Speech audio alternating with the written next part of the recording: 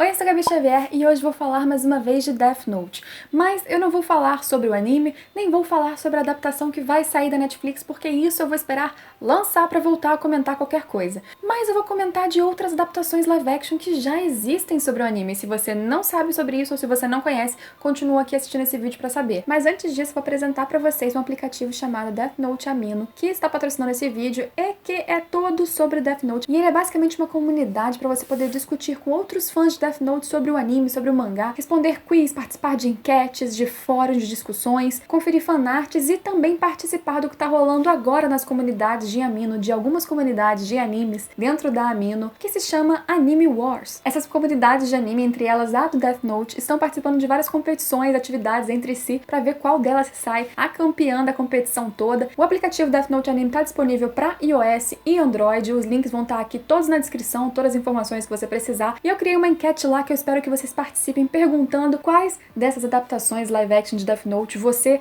acha melhor. Então não se esquece de, depois de baixar o aplicativo, me seguir lá, meu usuário é o Gabi Xavier, e também responder a enquete que eu criei, que também vai estar no link aqui embaixo. Então, nos últimos tempos, eu, muitos youtubers, muitas pessoas, você que está me assistindo, todos nós temos discutido bastante sobre o que nós esperamos que pode vir a ser, sobre como possivelmente será esse filme baseado em Death Note que a Netflix produziu. Mas o que não se comenta muito é sobre outros 4 filmes, outros 4 live actions que também são frutos deste mesmo universo e que foram produzidos pelos japoneses. Então aqui eu vou falar todos que existem, o que cada um fala, falar um pouquinho o que eu acho de cada um deles. Então se você ainda não conhece ou se você tem vontade de saber a minha opinião sobre o que eu acho de cada um, continua assistindo aqui. Ah, e eu vou acabar comentando sobre coisas que existem no anime, eu não vou comentar se tiver diferenças no live action, eu não vou comentar exatamente o que acontece, mas spoilers do anime vão ter. Então se você não conhece nada da história de Death Note, fica avisado aí. Em junho de 2006 saiu o primeiro live action de Death Note, chamado de Death Note mesmo, e ele trata justamente do começo da história do Kira, que a gente conheceu no anime, do Light Yagami, e os personagens são realmente, de fato, todos asiáticos, inclusive o L, que já aparece nesse filme. O filme foi uma produção da Nippon TV, junto com a Warner, que também fez a distribuição do filme. Neste filme, claramente, eles tentaram trazer várias coisas específicas e características do anime, como mesmo a caracterização toda do L, e não só na sua posição de sentar, o jeito de olhar, de colocar o dedo na boca, o seu olhar meio perdido e tal, como mesmo o seu figurino, o cabelo e a maquiagem, pra ser muito branco, porque os japoneses não são muito brancos, mas para ele ser branco como o L seria, eles exageraram no pó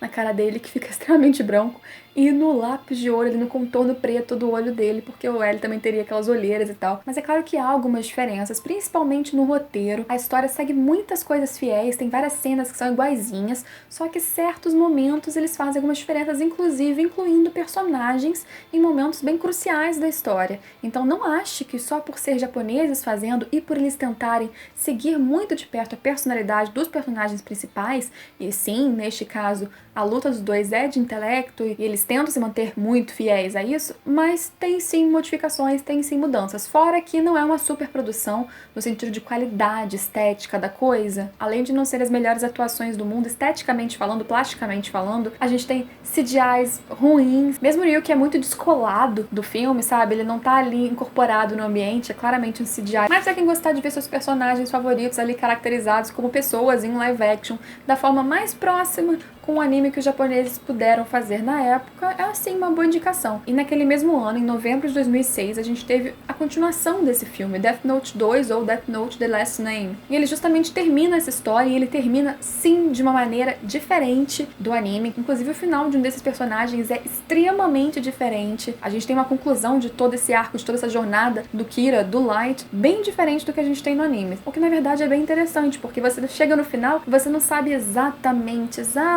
o que vai acontecer. Eles fizeram uma modificação, talvez até mesmo pra ter uma certa surpresa, mesmo mantendo o máximo de fidelidade em outras situações do filme. É uma super obra-prima? Não. Especialmente na qualidade técnica. É super fiel? Não. Mesmo sendo feito por japoneses, não é super fiel. Tenta ser? Com certeza muito mais do que essa produção da Netflix tá fazendo. Mas eu acho que a Netflix nunca teve vontade de fazer algo tão parecido como os japoneses fizeram nesses filmes de 2006. Então eu acho que não cabe comparação nesse caso. Em qualidade de produção, aí sim, claramente obviamente, mesmo só vendo os trailers, vai ter uma diferença gritante. Vai fazer com que a obra da Netflix seja melhor? Não necessariamente, a gente tem que esperar pra ver. Por serem 2 filmes, a história tá mais bem destrinchada, eles puderam inserir cenas que mesmo que a Netflix tentasse adaptar fielmente ou mais fielmente do que ela vai fazer num filme, não vão caber, porque em 2 horas de um filme que seja, não vai comportar tudo. Então os japoneses fizeram sim uma boa opção em dividir em 2. Em 2008 a gente teve um outro live action considerado um spin-off chamado Ellie Change the World, e ele não é considerado o terceiro filme dessa trilogia que viria a ser fechada ano passado, dos 2 filmes que foram lançados em 2006. Ele é realmente considerado um spin-off, porque ele conta em determinado momento, eu não vou dizer quando, porque eu posso estragar uma surpresa do final do segundo filme de Death Note, mas ele conta uma outra investigação que o Ellie faz, nada a ver com Death Note, nada a ver com nada disso, com Kira nem nada, tem a ver com bioterrorismo, e no finalzinho desse filme a gente vê uma interação dele com o pequeno Nier, no caso do filme, né, quem seria o Nier na visão deles. É um filme bom? Olha, eu acho menos interessante até do que os outros 2 de Death Note, então eu